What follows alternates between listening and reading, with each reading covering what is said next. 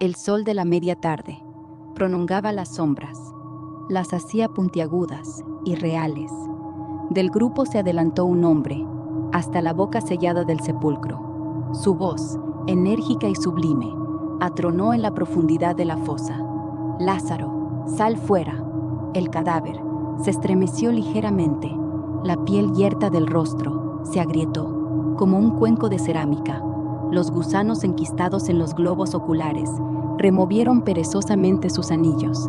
Las moscas abandonaron momentáneamente su labor en las fosas nasales.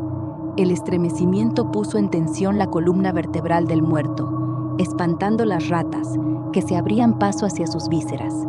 De la boca entreabierta escapó una escalopendra gruesa, como un sapo. La lengua del difunto, negra y descarnada, se humedeció súbitamente.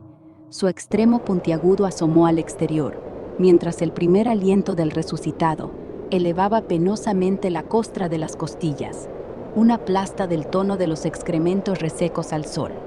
«Lázaro, levántate y anda». Animados por una agitación enfermiza, los músculos del cadáver tensaron la tela del sudario, que se rasgó en 1000 pedazos. La sangre bombeó el corazón de un golpe seco, y las venas licuaron el riego podrido, arrojando al cerebro unas señales intermitentes, dolorosas, suficientes sin embargo para que Lázaro comprendiera. Movió una mano que, tras un esfuerzo desproporcionado, al fin perseguido, llevó hasta los labios, apartando de ellos la seda venenosa de un escorpión hembra en plena tarea de desove. Movió luego la otra, que arrastró hasta el bulto de su vientre, cuyo volumen encontró exageradamente amplio, inflado como una vejiga de puerco. El giro de la cabeza hizo que rechinaran las vértebras cervicales, astilladas como cuchillos. El aguamarina del cristalino se aclaró levemente, descubriendo en la entrada al cenotafio un punto de luz. El fuego de esta breve intensidad puso en hervor el sebo apelmazado de las mucosas. Tenía la impresión de haber crecido irregularmente, en tanto no estaba muy seguro de ser él quien así sentía. La imagen súbita de su recuerdo postrero, en el lecho de muerte, erizó sus cabellos, abundantes y enmarañados, un vómito de alimentos putrefactos y retenidos en el estómago durante aquellos días muerto, pugnaba por abrirse camino en el estómago aplastado. La picadura atroz del ano le hizo olvidar de momento de otras sensaciones. Hurgó entre las piernas y asió el látigo viscoso de una cría de serpiente, cuya cabeza tenía en aquella oquedad un refugio seguro, además de una fuente de alimentación constante. El roce casi involuntario de sus partes genitales recordó de improviso a Lázaro, su condición, su estado, sus afanes e inquietudes humanas, devolviéndolo a la conciencia de lo ocurrido con una virulencia insoportable. Reanimados por el dolor de la memoria, los lacrimales de sus ojos liberaron unas gotas ácidas de orín que sirvieron para arrastrar el polvo cadavérico adherido a sus mejillas. «Lázaro, te lo ordeno, sal fuera». Haciendo un esfuerzo ímprobo, Lázaro logró arquear la espalda, girar sobre su postura yacente e hincar las rodillas en el suelo. Un enjambre de cucarachas abandonó los huecos en descomposición de sus sobacos.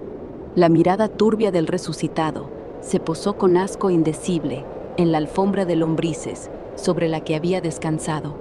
Surgida al amparo umbroso de las heces que su intestino dejara escapar, una comunidad de orugas había practicado una complicada ruta de aprovisionamiento que iba desde su ombligo hasta una galería subterránea, cuya entrada estaba a su costado izquierdo. El techo de la tumba, por otra parte, filtraba un leve río de agua putrefacta que había estado derramándose gota a gota sobre su garganta. Las manos de Lázaro encontraron una espesa bufanda de musgo alrededor del cuello, cuyo hedor y podredumbre habían hecho nacer en la piel unos diminutos hongos y setas pastosas. Pasados los primeros instantes de incredulidad y espanto, Lázaro, puesto a 4 patas, en el interior maloliente de la fosa, se movió en dirección a la voz que le reclamaba, tratando de agilizar las articulaciones de los huesos, y ello con la incomodidad del vientre hinchado, que arrastraba por el suelo, en el penoso vaivén del cuerpo. Todo su cuerpo iba recobrando la elasticidad perdida, menos los ojos, nublados por la carcoma feroz de los gusanos instalados en las órbitas. Lázaro, Lázaro, levántate y anda. Vamos, sal fuera. Hasta sus oídos medio petrificados llegaban, amplificadas, las voces familiares de sus amigos y parientes. Pero él se sentía muy lejos, perdido en la nebulosa del cieno. Abrió la boca para contestar a los requerimientos de que era objeto, y la sensación de haberse tragado la lengua le hizo dudar de poder responder a quienes le reclamaban de nuevo a la vida.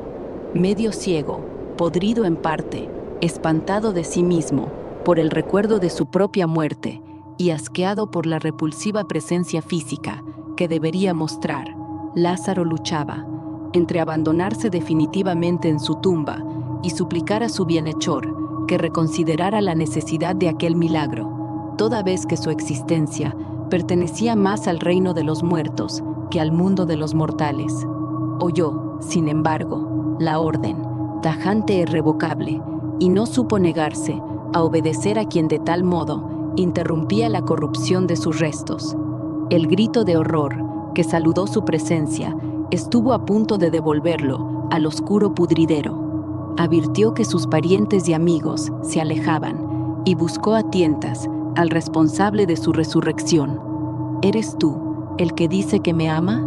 La carroña de sus brazos se había enroscado al cuello del autor del milagro, que miraba aún a lo alto, extraviado en la impenetrable y silenciosa distancia del más allá. Sin embargo, él puso los labios en la piel putrefacta de las mejillas de Lázaro, enjugó con su saliva los ojos mustios del resucitado y acarició las manos avinagradas del amigo. Lázaro recobró la luz, y lo primero que vio fue a Jonasán el leproso, que huía de su presencia sin volver el rostro.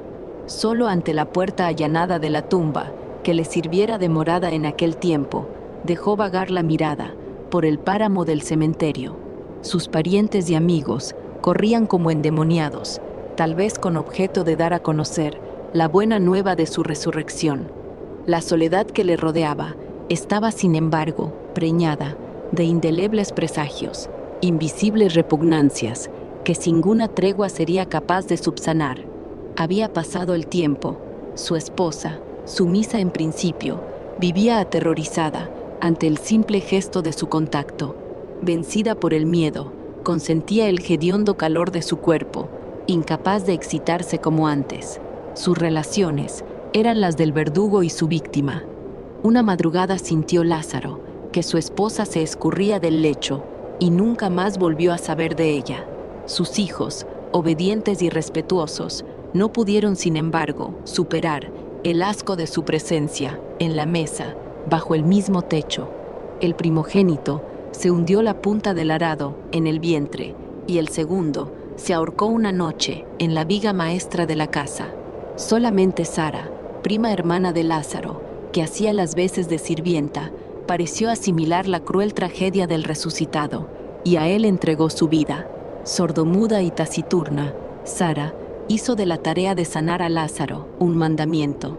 A partir de entonces, nadie volvió a ver al resucitado, que bajo la estrecha vigilancia de su prima, experta conocedora de hierbas y pócimas medicinales, se recuperaba poco a poco de tan horripilante experiencia sufrida.